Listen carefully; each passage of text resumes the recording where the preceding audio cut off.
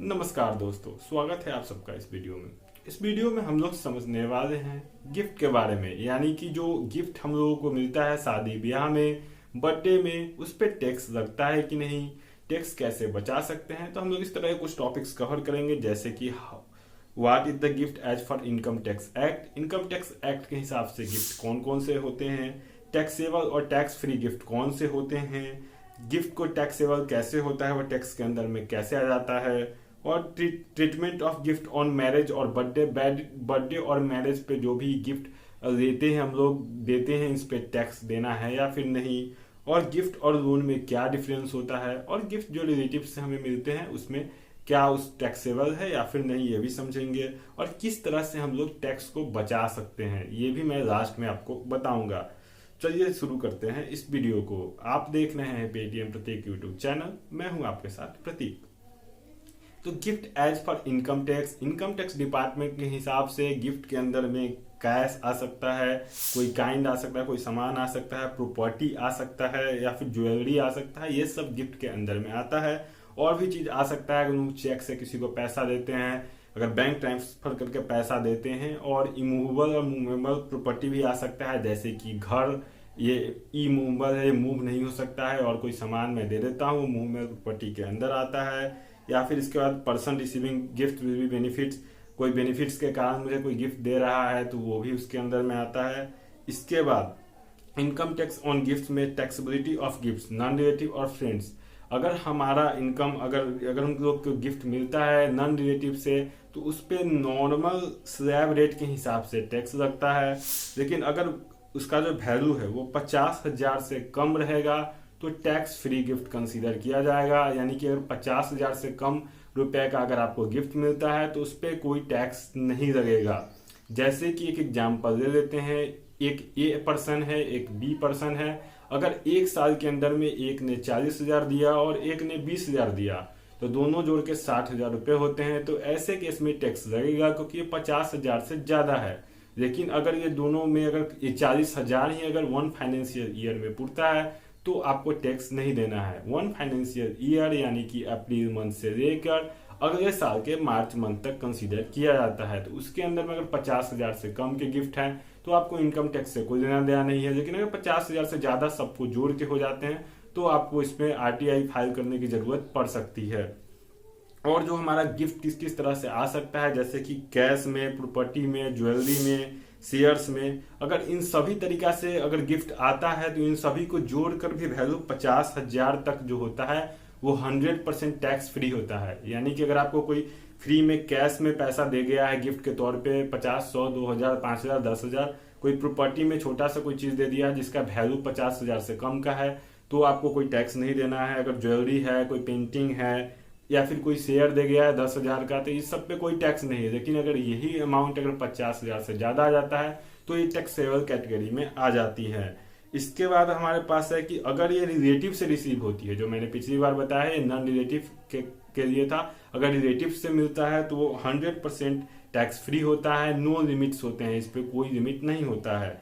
अब हम लोग समझेंगे कि रिलेटिव मतलब क्या, कौन से लोग रिलेटिव के अंदर में आते हैं। तो रिलेटिव के अंदर में बहुत सारे लोग आते हैं, जैसे कि इंडिविजुअल और स्पाउस, यानी मैं और मेरी पत्नी हो गई। तो अब मैं और मेरी पत्नी हो गई तो इससे 2 लोग निकलते हैं। मेरा एक बेटा होगा वो मेरा रिलेटिव हो गया, उसका एक बेटा होगा वो भी रिलेटिव हो गया, मेरी पत्नी का एक भाई होगा वो रिलेटिव हो गया, मेरा एक भाई होगा वो रिलेटिव हो गया, उसके बच्चे होंगे वो रिलेटिव हो गया। इस तरह से रिलेटिव सारा कोई चलते जाता है, जो हमारे सिबलिंग्स जुड़ते चले जाते हैं, ये सब हमारे रिलेटिव के कैटेगरी में आते हैं। मैं बगल में चार्ट भी दे दूंगा, आप देख सकते हैं कि कौन कौन से लोग आते हैं।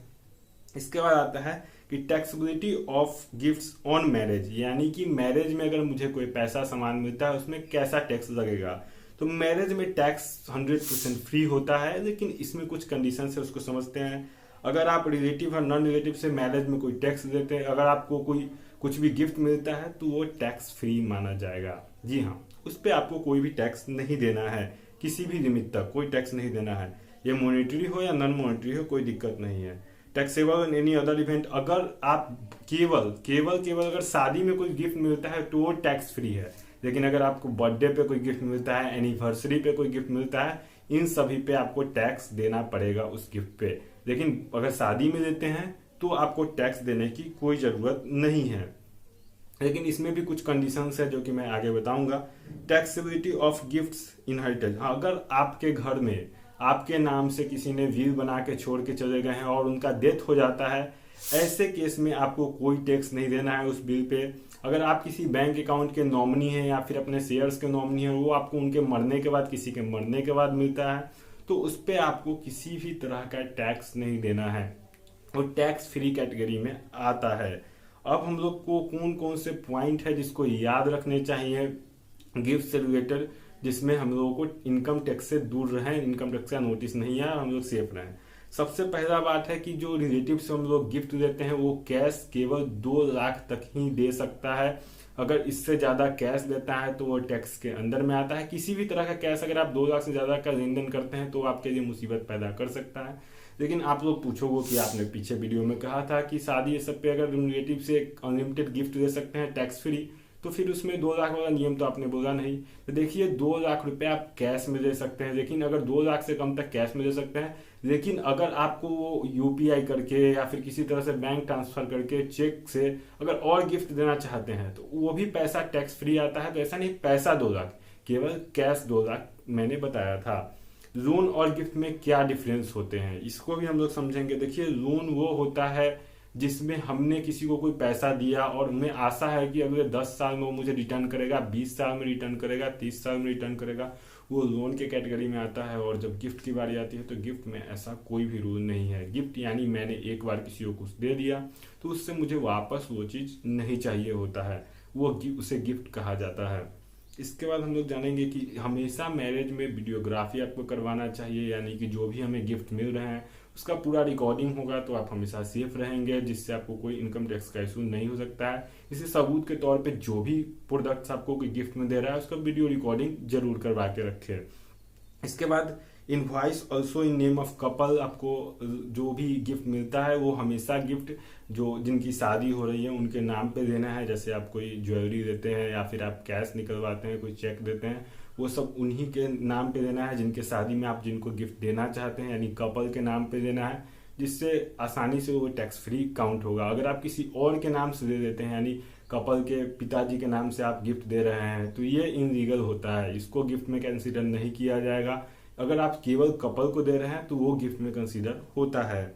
गिफ्ट डीड आपको बनवा देना चाहिए अगर ज्यादा अमाउंट का है, यानी कि अगर 5 लाख से ज्यादा का कुछ गिफ्ट मिल रहा है तो आप गिफ्ट डीड बनवा लीजिएगा। आप गूगल कर लीजिएगा कि इसे कैसे बनाते हैं और आप गिफ्ट डीड बनवा के रख सकते हैं। और ये सब कुछ जब भी आप आरटीआई फाइल करें तो उसमें जरूर दिखाएं कि हाँ किस तरह से गिफ्ट, ये सब आपको दिखाना है। इसका आता है क्लबिंग। क्लबिंग एक काफी इंटरेस्टिंग टॉपिक है। इसमें ऐसा है कि इनकम फ्रॉम इनकम यानी गिफ्ट, यहाँ पे ऐसा होता है कि कितना सारा लोग ऐसे करते हैं कि मेरे पास कोई पैसा है, मैं टैक्स बचाने के लिए अपने माता पिता को अकाउंट में ट्रांसफर कर देता हूँ और फिर उनके अकाउंट से एफडी क्रिएट कर देता हूँ, तो ऐसे केस में मेरा टैक्स बच जाएगा। लेकिन ये गलत है, ये क्लबिंग के अंदर में आता है, तो ऐसे में आपका टैक्स नहीं बचेगा। अगर आपने कोई पैसा ट्रांसफर किया है, उसको माता पिता के अकाउंट से अगर एफडी कर दिए हैं और उस पर अगर वैसा इंटरेस्ट आता है, यानी 40,000 प्लस का इंटरेस्ट आ रहा है, तो ऐसे केस में आपको उसका टैक्स देना पड़ेगा। आप इस तरह से सेव नहीं कर सकते हैं पैसा को। हाँ, लेकिन अगर ऐसा है कि आप उनके अकाउंट में पैसा भेज दिया है और अपना नॉर्मल खर्च कर रहे हैं तो उस पर आपको कोई टैक्स नहीं देना है। लेकिन अगर वो आपने एफडी कर दिया, यानी आप सेविंग पर्पज से अपने माता पिता का इस्तेमाल करके पैसे दे रहे हैं, तो आपको उसमें टैक्स देना पड़ सकता है, इशू आ सकता है। नॉर्मली तो लोग पकड़ाते नहीं, लेकिन ऐसा होगा तो आपको एक साथ ही सारे पैसे देने पड़ सकते हैं जो आपने बहुत दिनों से बचा कर छुपा कर रखा है, वो सारा कुछ। गिफ्ट टू पेरेंट्स अलाउड है, यानी कि अपने घर में आप अपने माता पिता को पैसा दे सकते हैं, जो वो खर्च कर सकते हैं, वो अलाउड है, उस पर कोई टैक्स नहीं है। टू सन और डॉटर, अगर आप अपने बच्चे को देते हैं तो वो उसमें आपको कोई टैक्स नहीं लगेगा। लेकिन कंडीशन यही है कि वो एफडी आप उनके अकाउंट में नहीं कर सकते हैं, आप उसको खाने पीने रहने घूमने के लिए पैसा दे सकते हैं जिसका वो यूज किसी भी चीज में कर दे। इसके बाद gift to daughter in law, यानी अगर डॉटर इन लॉ को अगर आप देते हैं तो ये टैक्सेबल के कैटेगरी में आता है। और अगर आप माइनर चाइल्ड को देते हैं, यानी कि कोई बच्चा घर में 18 साल से कम का है और अगर आप उसको दे रहे हैं कि पैसा उसके अकाउंट में रख दे रहे हैं, तो ऐसे केस में आपको टैक्स देना पड़ सकता है। अगर आप अपने आप को होशियार समझते हो और ऐसे केस में अगर आप नहीं देना चाहते हैं और बच्चे के अकाउंट में डाल दे रहे हैं तो वो भी आप ही का कंसीडर होगा, तो आपको ऐसे केस में टैक्स भरना पड़ सकता है। तो ये थी टैक्स से रिलेटेड गिफ्ट्स पे जानकारी कि इस तरह के गिफ्ट के अंदर में टैक्सेस लगते हैं। अगर आपको ये वीडियो पसंद आया है तो वीडियो को लाइक कर दीजिएगा, चैनल को सब्सक्राइब कर दीजिएगा और भी बैंकिंग से रिलेटेड वीडियो देखने के लिए हमारे चैनल को सब्सक्राइब जरूर कर दीजिएगा। इस पर आपको डिफरेंट तरह के वीडियोज मिलते रहेंगे। धन्यवाद।